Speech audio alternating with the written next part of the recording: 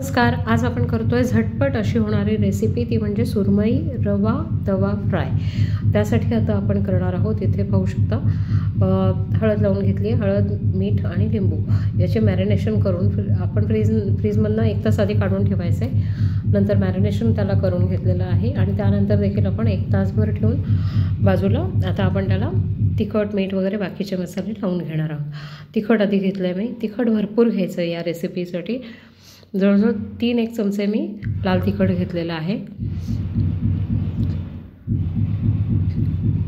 तंदुरी मसाला,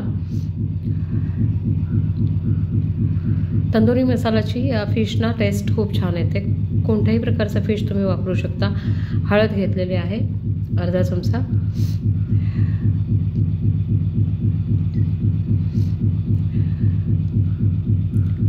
कारण हळद आपण आधी लावली होती।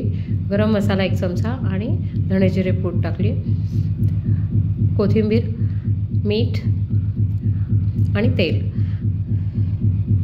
आलं लसूणची पेस्ट आणि तेल आपण अजून थोडं टाकणार आहोत, पण आधी हे जे मिक्स करून घेणार आहोत। हे जे आपण घेतलं आहे ते अजून तेल लागणार आहे। आता आपण आलं लसूणची पेस्ट आणि तेल मिक्स करून घेतलं आहे, पाहू शकता। ही पेस्ट आपण सगळ्या फिशना लावून घेतली आणि त्यानंतर आपण नुसता रवा भुरभुरला आहे त्याच्यावर, थोडासा फिशना कडकपणा तळताना येण्यासाठी।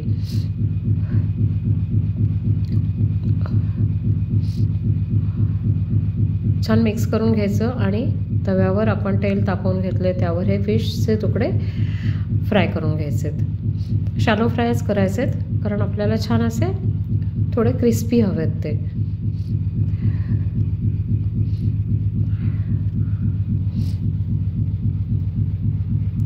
एक बाजू पूर्ण करून घ्यायची आणि त्यानंतरच दुसरी बाजू करण्यासाठी आपण पलटून घ्यायचे आहेत।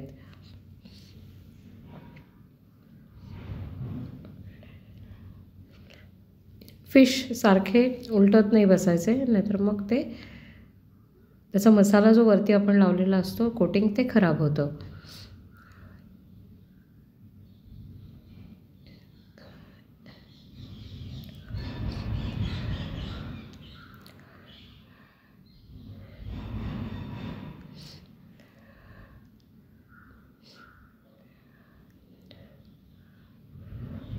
रंग देखील तुम्ही पाहू शकता, तंदुरी मसाला टाकल्यामुळे छान रंग देखील आला आहे त्याला।